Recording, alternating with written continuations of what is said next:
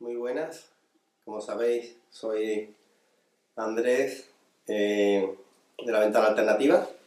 Tenemos la suerte de estar aquí en Barcelona con José Carlos Bozo, psicólogo y doctor en farmacología, y tiene un tema muy interesante para todos, que es las investigaciones sobre la ayahuasca. ¿Qué tal, José Carlos? Buenas tardes. Buenas tardes, muy bien, gracias por invitarme. Y a ti por recibirnos, de verdad. Bueno, pues podemos empezar explicando. Eres director de investigaciones, me has dicho. Sí, soy el director de proyectos científicos de la Fundación ICES. ICES es International Center for Ethnobotanical Education, Research and Services, que no quiere decir más que Centro Internacional para la Educación, la Investigación y los Servicios en Etnobotánica. ¿Esto qué quiere decir? Lo que nosotros fundamentalmente hacemos, o la misión y los objetivos de ICES, de alguna forma es poner en relación o establecer puentes entre los conocimientos sobre plantas psicoactivas que hay en culturas tradicionales, bueno, pues tanto de la cuenca amazónica en el caso de la ayahuasca como el de la iboga en el caso del África ecuatorial, y tratar de los aprendizajes que se tienen sobre estas plantas de uso tradicional, tratar de trasladarlos a la medicina y a las psicologías contemporáneas, ¿no? Tratar de establecer estos puentes de unión entre estos dos saberes, estos dos tipos de conocimiento y entre estos diferentes tipos de prácticas terapéuticas, ¿no? Que por mucho que nos empeñemos no tienen por qué estar reñidas. No, claro, lo que buscamos es precisamente establecer este diálogo. Entonces, para conseguirlo, pues tenemos diferentes áreas. En la Fundación está Benjamín Deloen, que es el director ejecutivo, es quien fundó la Fundación, con una película que hizo sobre la ibogaína, mostrando el potencial terapéutico de la ibogaína en el tratamiento de las adicciones, y también mostrando cómo son los rituales tradicionales en Gabón, ¿no? Entonces, de alguna forma, el documental es una especie de diálogo entre lo que hacen los curanderos tradicionales gaboneses que utilizan iboga y lo que hacen en las clínicas modernas de ibogaína en el tratamiento de las drogodependencias. Entonces, en esta película se va viendo continuamente pues, este diálogo entre culturas que persiguen el mismo fin, que es el bienestar personal, desde abordajes diferentes, ¿no? Entonces, Benjamín, aparte de hacer documentales, se dedica también a toda la parte de divulgación y al fundraising. Luego está Constanza Sánchez, que es la responsable del área de políticas de drogas y derechos humanos. Tenemos una línea también de trabajo para tratar de que desde un punto de vista de los derechos humanos pues se reconozcan estas prácticas como legítimas, es decir, que no vaya gente a la cárcel o vaya a los juzgados porque se les ha confiscado ayahuasca o iboga. ¿La iboga qué es exactamente? La iboga es una planta también de origen africano, crece en África ecuatorial. En la corteza de la raíz tiene un alcaloide que se llama ibogaína, y la planta es utilizada en rituales por diferentes culturas. Pues primero probablemente fueron los pigmeos, que es una de las etnias de la África ecuatorial, y luego fue expandiéndose también pues, a áreas urbanas y en rituales sincréticos, donde se combinan elementos religiosos cristianos con elementos chamánicos, pues es la base de estos rituales, ¿no? Es como la ayahuasca el uso que hace la ayahuasca a las religiones ayahuasqueras, ¿no? Hay este sincretismo entre el cristianismo y el chamanismo amazónico. Has mencionado una cosa interesante. Legalmente está enmarcada la ayahuasca, porque hasta hace poco tenía entendido que había como un vacío legal y que no era una planta ilegal, vamos, que se podría... Bueno, hay confusión al respecto, porque la ayahuasca tiene un principio activo, la ayahuasca, luego si quieres entramos un poco más en esto. Uno de los principios activos que tiene se llama DMT, dimetiltriptamina, y sí que es un compuesto fiscalizado, es decir, prohibido por los organismos internacionales. Pero no lo es la ayahuasca. Esto es contradictorio, porque lo que está prohibido es el principio activo, no la planta, ni la decocción de la planta. Y esto la JIFE, que es el órgano que se encarga de regular las sustancias que se prohíben, lo ha manifestado en algunos de sus informes, ¿no? Que lo que está prohibido es el principio activo purificado, la planta en sí, pero no la planta. Esto igual genera mucha confusión, ¿no? Porque, bueno, ¿cómo es posible que el principio activo esté y la planta que tiene este principio activo no esté? Entonces, sigue habiendo cierta ambigüedad a este respecto y sigue estando a la arbitrariedad del juez en cada momento el que termine decidiendo si considera en un caso concreto que la ayahuasca es ilegal o no. De ahí que nosotros tengamos toda una línea de trabajo para tratar de cambiar, ¿no? O de que se clarifique un poco esta situación.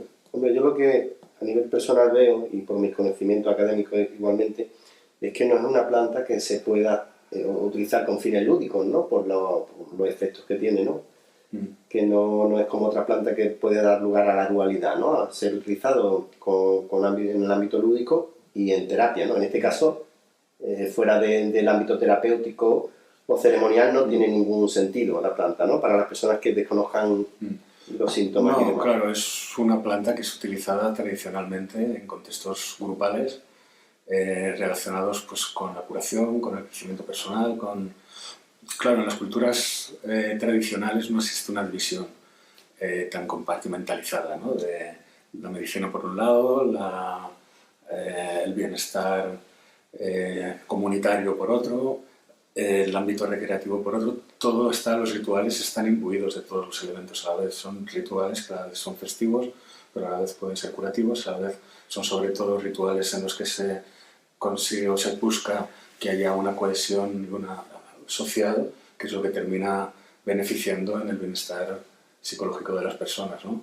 Entonces, esto es la forma en la que tradicionalmente se ha utilizado la ayahuasca y es la forma en la que se está utilizando aquí, en esta forma de grupos, que no es necesariamente psicoterapia, puede ser psicoterapia, pero el abanico de personas que realizan sesiones con ayahuasca es muy variado, ¿no? Es desde curanderos, mestizos o indígenas que vienen a Occidente o que realizan sus propios rituales allí en la selva, hasta gente que ha aprendido con ellos, o psicólogos, o psiquiatras, o personas en formación. O sea, hay todo un abanico muy...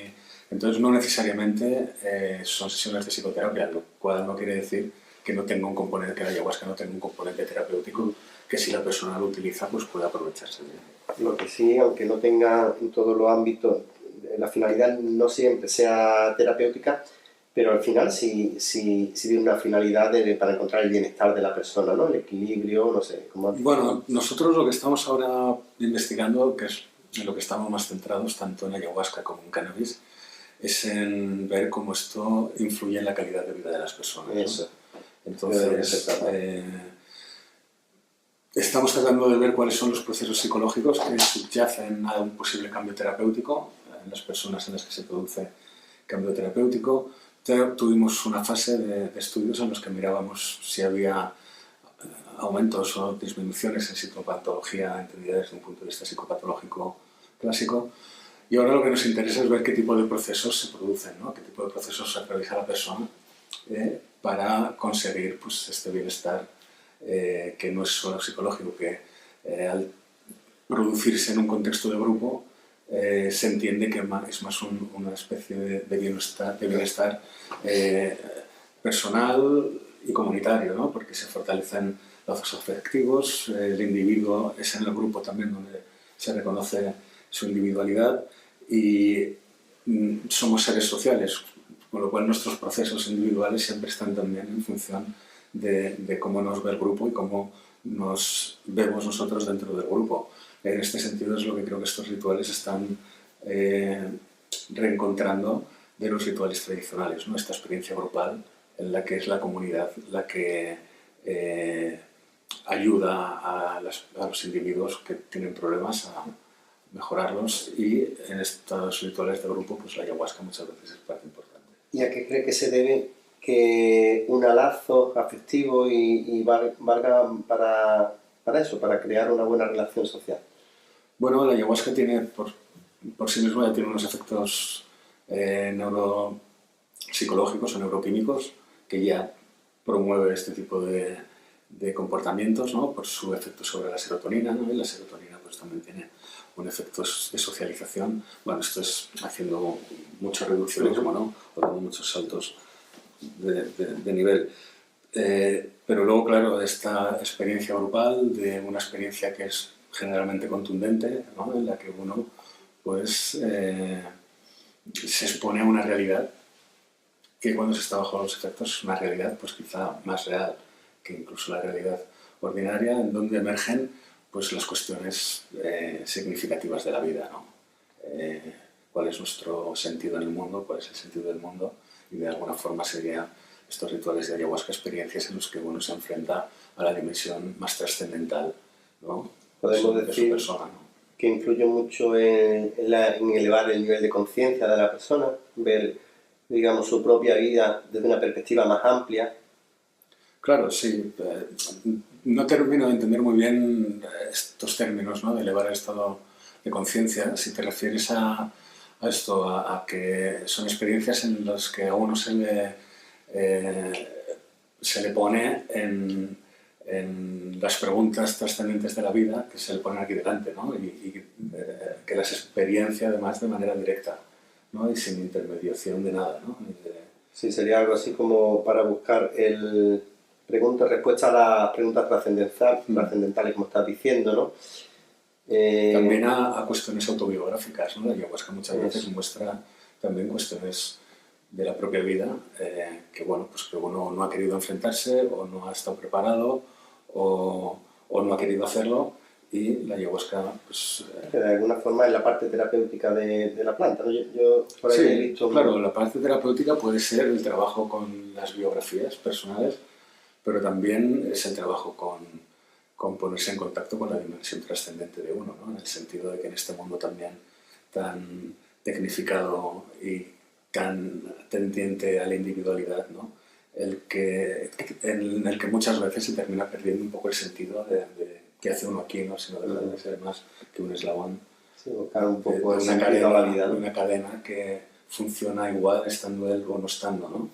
En ese sentido, experiencias de este tipo de plantas ofrecen una especie de razón de ser a la existencia de los individuos, y yo creo que esto, pues, desde un punto de vista incluso de la felicidad de la persona, pues, el reconocerse como que su vida y su existencia tiene sentido es lo suficientemente importante como para que desde un punto de vista terapéutico, pues...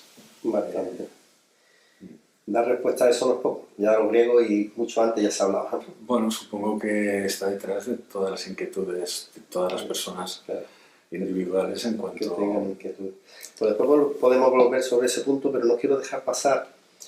Ha mencionado que se utiliza en adicciones. Y cierto es, porque yo tengo experiencias cercanas de personas que lo han utilizado para dejar lo que sí son realmente adicciones a drogas, ¿no? Y realmente le ha funcionado bien, incluso tienen efectos tan positivos como puede tener la meditación. Yo he conocido casos de personas que nunca supieron lo que era estar en calma mental, estar en paz consigo mismo, y lo han conseguido. Después de una sesión de ayahuasca e incluso dejar adicciones a drogas que eran bastante importantes, la verdad. Sí, probablemente el uso que más se ha hecho de la ayahuasca ha sido para el tratamiento de las adicciones. A ver, la iboga tiene un potencial antiadictivo mucho más interesante que la ayahuasca, porque elimina el síndrome de abstinencia a opiáceos, por ejemplo, ¿no? O reduce el ansia de consumo en cocaína. Es un efecto quizá más claramente farmacológico lo que tiene la ibogaína, aunque también obviamente produce una experiencia que puede ser también de tipo trascendental. Y la ayahuasca, si bien no tiene este potencial tan claro farmacológicamente, lo que sí tiene, pues, esa capacidad que la tienen todas estas plantas, ¿no? de ponerle a uno delante de sí mismo, hacer esta especie de repaso autobiográfico y permitirle a uno que se dé la oportunidad de poder hacer un cambio en su vida. Lo que tiene la ayahuasca es que, esto ya lo decía Hasley, ¿no? que son experiencias de gracia gratuita. Entonces, luego, si uno quiere mantener el cambio, debe cooperar con la gracia, ¿no? Para que los cambios funcionen. Entonces, gratuitamente no ocurre, ¿no? Claro, bajo los efectos, a veces, ¿no? Se dice que es un camino muy fácil, ¿no? O muy rápido de llegar a la iluminación, frente a la meditación, que puedes estar media vida o varias vidas meditando sin llegar nunca a alcanzarla. Bueno, para mí son caminos inversos, ¿no? La meditación sería una cuesta arriba con una pendiente muy larga y de bastante empinación, y con ayahuasca, con estas plantas, y el camino se hace al subir a la montaña. Con estas plantas subirías, digamos, en ascensor, y el trabajo sería el integrar todo lo que la planta te ha ofrecido, ¿no? Entonces, para que estas plantas tengan beneficios terapéuticos hay que trabajar con lo que ha ocurrido durante la experiencia, no dejar que se olvide. Entonces, en personas que tienen problemas de adicciones, si se trabaja bien con estas personas, o si estas personas trabajan aquellas cosas que han encontrado cuando estaban bajo los efectos de la ayahuasca, pues por supuesto les puede ayudar a poder resolver sus problemas. Entiendo yo entonces que piensas que sería adecuado, paralelo a la ingestión de la planta y ceremonia, que llevara un proceso terapéutico o acompañado por un guía claro, que paralelo a esto fuera aprovechando. Esto depende de las intenciones de las personas, ¿no? Si la persona quiere tomar ayahuasca con una intención estrictamente terapéutica, pues claro, esto es lo recomendable, ¿no? Claro. Que prepare la sesión con su terapeuta, haya sesiones de psicoterapia normal y luego se utilice la experiencia con ayahuasca para seguir trabajando en terapia. Esto es lo ideal, claro. Yo creo que al igual que la meditación, ¿no? Hay un libro que era... me he quedado después del éxtasis, la colada. Sí. Que es muy interesante porque al igual que me estás diciendo con la planta, pasa con la meditación, ¿no? De nada vale que un señor se vaya 20 años y se ilumine, pero si quiere saber si está iluminado o no, llévalo una semana a vivir con su familia. Entonces, como que son procesos que deben de ir paralelos, que uno se retroalimenta al otro, ¿no? Y has comentado también lo del estado de iluminación. ¿Estamos hablando de estados puntuales o quieres decir que con él se puede alcanzar de una forma permanente? Bueno, era una metáfora, era una forma para referirme a este estado idealizado en el que uno de repente pues, consigue la comprensión o la respuesta a todas las preguntas de la existencia. Bueno, era una forma de hablar para referirme a un estado que se alcanza pues, con relativa facilidad y rapidez, ¿no? En cuanto empieza a hacer efecto la sustancia, pues empieza a aparecer el estado alterado de conciencia que induce, y dentro de ese estado alterado de conciencia pues ya pueden empezar a pasar cosas. Pueden pasar cosas buenas, pueden pasar cosas malas también. La ayahuasca no es inocua y todas estas plantas tienen un componente de riesgo con el que hay que ser muy cuidadoso, muy respetuoso, ¿no? Sí, yo opino igual, creo que hay que ser prudente, pero a la vez tampoco estigmatizar a ninguna vía, ¿no? Porque bien utilizada creo que puede llevarnos a buen sitio. Yo en una ocasión tuve la suerte de escuchar a Escotado, Antonio Escotado, y hablaba eso de la meditación, la diferencia entre meditación y la planta, pero bueno, son diferentes vías para llevarte igualmente al mismo sitio, ¿no? Bueno, eso dicen algunos, yo no tengo experiencia con meditación, no puedo puedes opinar. Bueno, es una forma de trabajar. También está habiendo muy malas prácticas, ¿no? La ayahuasca se ha popularizado mucho hasta el punto de que incluso se está empezando a banalizar, ¿no? Entonces, pues ya cualquiera organiza sesiones de ayahuasca, hay poca preparación, muchos chamanes vienen de la selva y son como estrellas del rock que cada día están en una ciudad y cuando surge un accidente, pues la persona ya no tiene... si surge un accidente, el chamán ya va a estar en otra ciudad. Entonces, no sé, creo que se está empezando a descuidar un poco. Esto siempre, la ayahuasca tenía siempre un componente ritualístico y un arraigo cultural muy sólido, que era lo que permitía que el contexto fuera seguro, con personas que tenían un conocimiento sobre cómo llevar las sesiones y los rituales.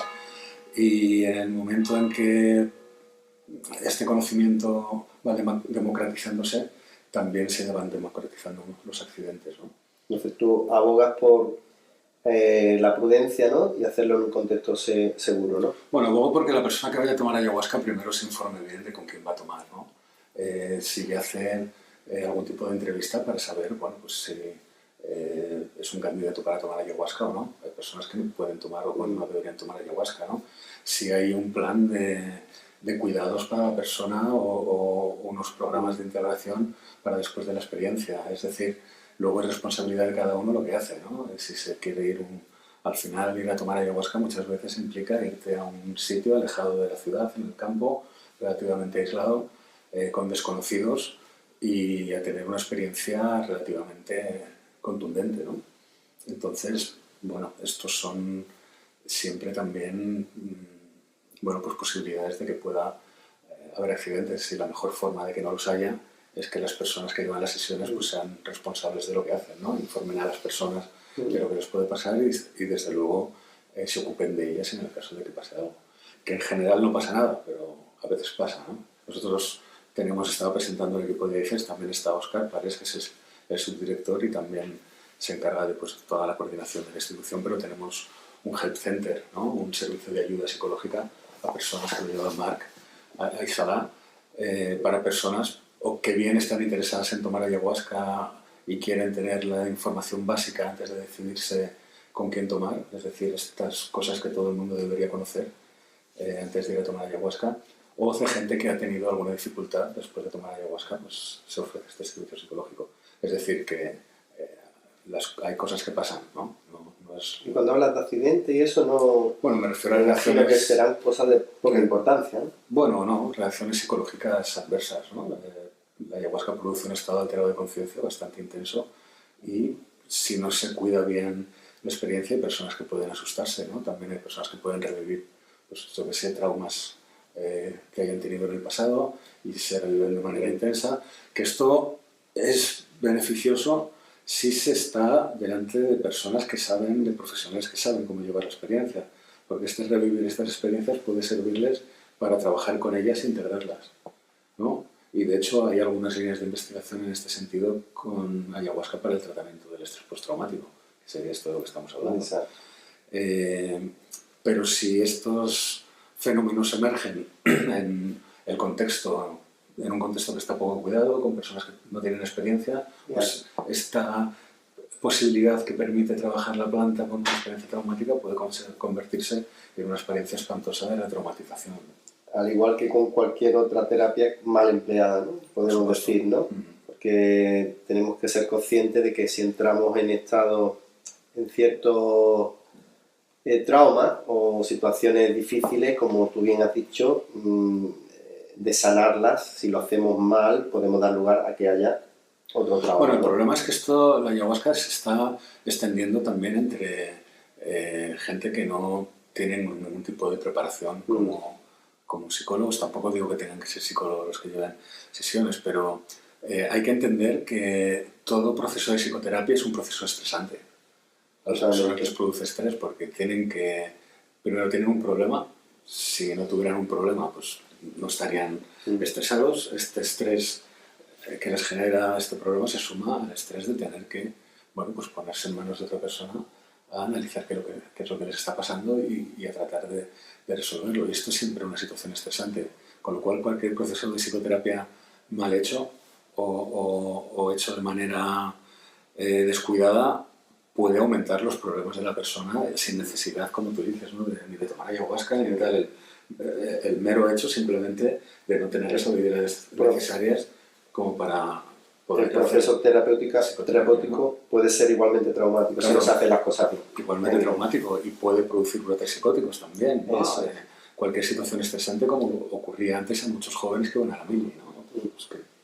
Entonces, la ayahuasca también es una situación que puede ser estresante porque uno tiene que enfrentarse o se va a enfrentar, bueno, o se va, quizá no enfrentar, pero sí sumergir en zonas oscuras de sí mismo. En sí mismo. Entonces hay unas zonas que son oscuras, otras son más luminosas y dependiendo de cómo esté organizado el ritual y de la preparación que tú tengas también y de muchas cosas, pues navegar pues no será un naufragio, sino que será una sanación. Una sanación. Sí, como en cualquier proceso yo digo que ni toda ayahuasca que consumamos nos puede beneficiar, al igual que todas las terapias. No son malas ni buenas en sí mismas, es muy importante la intención de la persona que vaya a tomarla, el profesional que nos atienda, ¿no? Así que lo de generalizar yo desde luego no hago nunca por eso, ¿no? A ver, el instrumento que un cirujano utiliza para curar a alguien en un quirófano es el mismo que utiliza un asesino, ¿no? Para matar, ¿no? Entonces son instrumentos que dependiendo de manos de quien estén, pues pueden hacer más daño o más beneficio. En principio podemos... yo siempre pienso que la persona que utiliza cualquier terapia va con una sana y buena intención, pero si le falta preparación o nivel de conciencia, pues puede errar. Primo non nocere, yo creo que todo terapeuta o profesional que que trabaje de alguna forma ayudando a los demás debe de contemplarlo, ¿no? Lo primero es no hacer daño, ¿no? Debe ser honesto. Partiendo de ahí. Se está ganando también mucho dinero con las sesiones de ayahuasca. También. Entonces hay que ser honesto. Y no hay más. Pero también ocurre en psicoterapia, ¿no? O sea, esto no es algo exclusivo del mundo de la ayahuasca. Es algo que siempre ha estado en el mundo de las terapias, ¿no? Gente que se ha aprovechado de la debilidad de otras personas. Pero bueno, no sé, poniéndonos en el lado más luminoso. Eso, pues, vamos a pensar siempre en lo positivo. También tiene esta parte interesante en el tema de las adicciones. A mucha gente, nosotros hemos hecho estudios en una clínica en Brasil donde se llevaban a toxicomanos a tratarse en la selva, y esta clínica ha salvado muchas vidas, personas que estaban desahuciadas ya para la vida de Occidente. Después de estar una temporada en la selva y tomar ayahuasca en condiciones pues siempre muy bien controladas y muy bien llevadas las sesiones, volvieron a Barcelona, volvieron a España. Bueno, y nunca han... ¿Qué contradicción se tienen que llevar? Están llevando muchas personas, ¿no? Que como una planta, que algunos pueden catalogar de droga, aunque bien sabemos los profesionales del tema de que no es así, puede quitar una adicción de otras drogas que sí lo son, ¿no? Es como paradójico. Sí, bueno, es paradójico. Háblame de eso, de esa sanación. En cierta mentalidad reduccionista puede ser paradójico. Pero bueno, a ver, estamos hablando de plantas como la ayahuasca o la iboga que no producen, activan los mecanismos de recompensa como lo activan las drogas de abuso, y que, bueno, pues no son sustancias que nadie utiliza para pasárselo bien.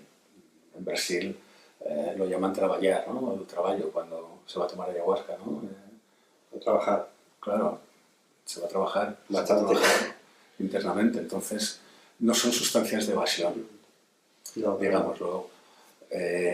Todo lo contrario, son sustancias de invasión, es decir, de mirar hacia adentro y de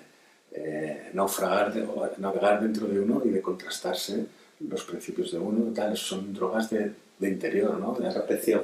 De introspección, no de evasión, ¿no? Entonces, en ese sentido, pues claro, es lo que permite que puedan ser utilizadas para el tratamiento de drogodependencias, ¿no? De aquellas conductas que sirven para evadirse. En la medida en la que tienes plantas que te frenan esta evasión porque lo que te están haciendo es que te mires hacia adentro, pues es el mecanismo que tienen de curación. Navegan en direcciones contrarias también. Precisamente yo durante la carrera hice un experimento con la planta que tú me asesoraste en su momento, y dos compañeros que vinieron conmigo a hacer el experimento ignoraban todo conocimiento, no tenían ningún conocimiento de la planta, porque más adelante en farmacología sí hablamos de ella, pero hasta ese momento ellos no sabían nada. Y al principio tuvieron recelo sobre este tema, pero al conocerme a mí y eso sabían que íbamos a buen sitio, ¿vale? Se lo expliqué todo como era, que era al menos en el uso que yo lo había visto y que yo mismo me había aplicado, con fines puramente terapéuticos, ¿no? Ellos se sorprendieron durante la ceremonia, pasamos toda la noche allí, como tú sabes, hicimos un pre-test y un post-check, por cierto, fue un cambio significativo, interesante, en beneficio de cierta actividad cerebral, ¿no? Ciertas capacidades que se mejoraron, ¿no? Con la planta. Pero el tema en cuestión no es este, el tema es que mis compañeros se sorprendieron mucho cuando vieron la terapia de choque tan impresionante que se hacía. Lejos de ser algo lúdico, como tú bien sabes, las personas pues hicieron una introspección terrible. Hubo una chiquita que profundizó en una temática personal muy dura, que por la mañana fue increíble verle el beneficio que tenía en su cara, en su rostro, cómo se expresaba, donde había llegado, que nunca había llegado con otras terapias. Pero se sorprendieron de la dureza, y no digo con esto que sea negativo, digo al contrario, algo muy positivo, porque se profundiza en espacios donde, a lo mejor, por decir algo, ¿no? Y sin que esto sea matemática, a lo mejor donde necesitas 10 sesiones profundas, aquí en una noche, en una sesión, profundiza y llega, ¿no? Y se sorprendieron en eso, de la dureza del viaje, de que nada había lúdico allí, que las personas iban allí a sanar, a tomar más conciencia sobre su vida y sus contradicciones, ¿no? Personales, ¿no? Y traumas. Y bueno, y fue increíble ese aspecto. Y ahora me gustaría que nos hablaras de tu experimento. Ya que hablamos de experimento, vamos a hablar de uno serio, ¿no? De tu estudio, tu tesis doctoral, que no tengo idea exactamente. Bueno, nosotros llevamos años haciendo investigación con ayahuasca. Mi tesis básicamente consistió en evaluar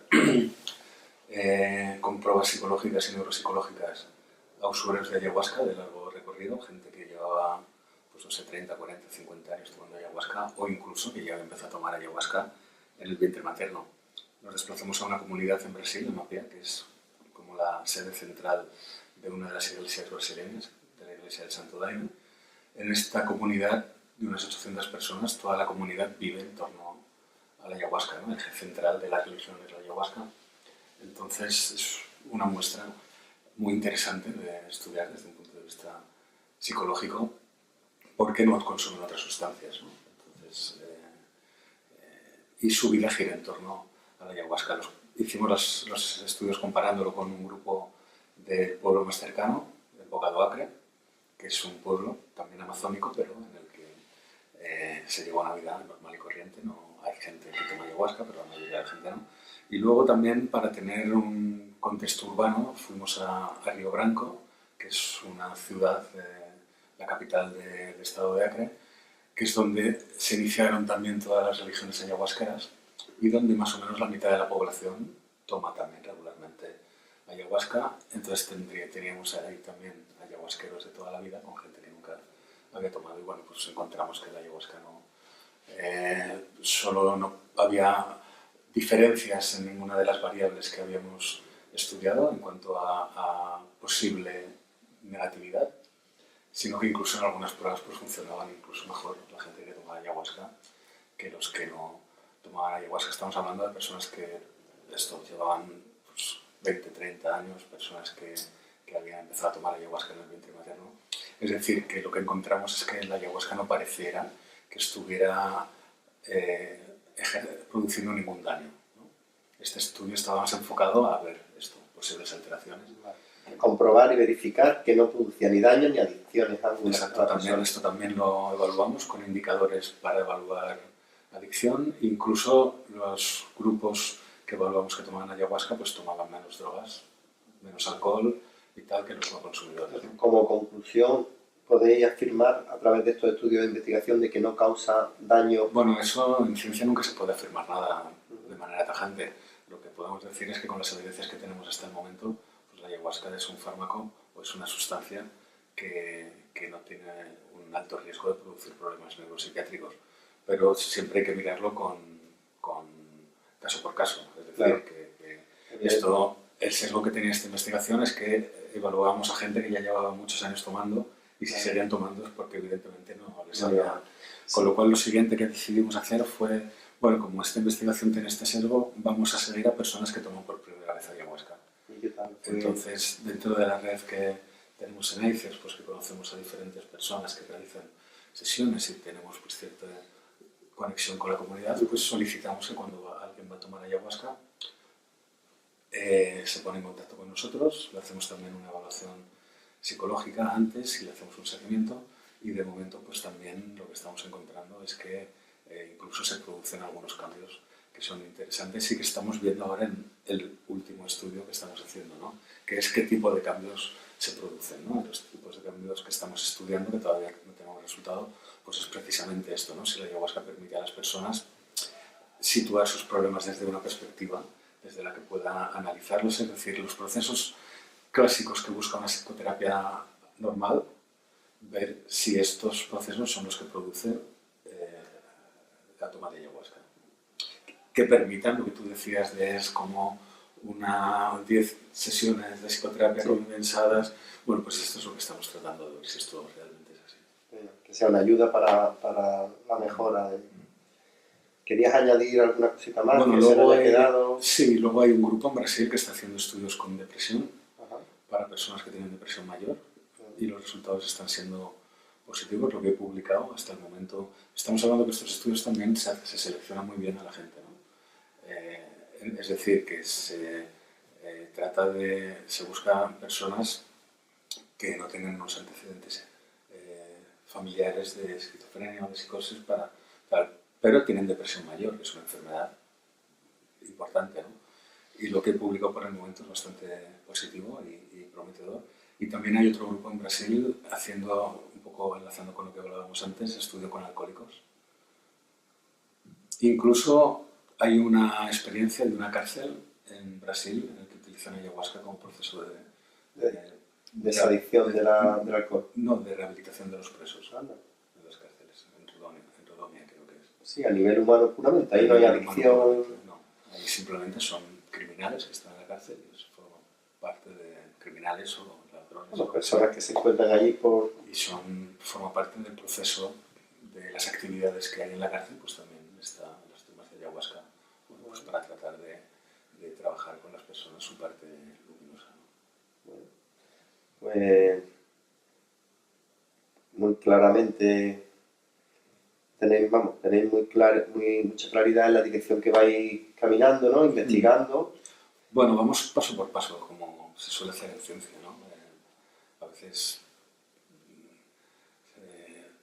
se tiene la sensación de que es necesario saberlo todo ya, y en ciencia las cosas se saben poco a poco, muy poquito, y hasta que no has asentado un peldaño no puedes poner el siguiente. Así. Porque se te puede caer la escalera. Bueno, esperemos que hayamos aportado a las personas que nos estén viendo alguna luz, seguro que sí, que de lo que tratamos en La Ventana es de mostrar nuevas, no nuevas, sino terapias ancestrales, plantas o cualquier otra vía o camino que nos conduzca a subir el nivel de conciencia. Lógicamente cada uno tiene que seguir su camino, y con esto no se trata de influir ni convencer a nadie, ni de esta ni de ninguna otra terapia que muestro en La Ventana. Cada uno tiene que ser libre. Nada más lejos de la intención claro, incitar a alguien a que tome ayahuasca, ¿no? Simplemente, toda esta conversación no tiene nada que ver con eso. Eso es. Esto simplemente aplicar, no sé, poner un poco de luz, porque estas cosas se hablan a lo mejor con mucho desconocimiento, y se habla con mucha facilidad de temas que se desconocen, y se puede contaminar y desvirtuar mucho la función y la verdadera intención que hay en esta y cualquier otra terapia o camino o vía que cojamos, ¿no? Y simplemente con el conocimiento que hayan adquirido ya merece la pena, ¿no? Pues muchísimas gracias por habernos recibido en tu casa, de corazón. Sé que andas más de tiempo. Y la oficina. Sí, preciosa, por cierto. Es verdad que pasamos tiempo en mi casa. Y hoy es domingo, ya que eso es señal de que no trabajas, porque te apasiona tanto tu trabajo que deja de ser trabajo, ¿no? Bueno, llevo aquí todo el fin de semana encerrado. Vale. Ya vendrán días de relax. Muchísimas gracias. Muchas gracias por recibirme.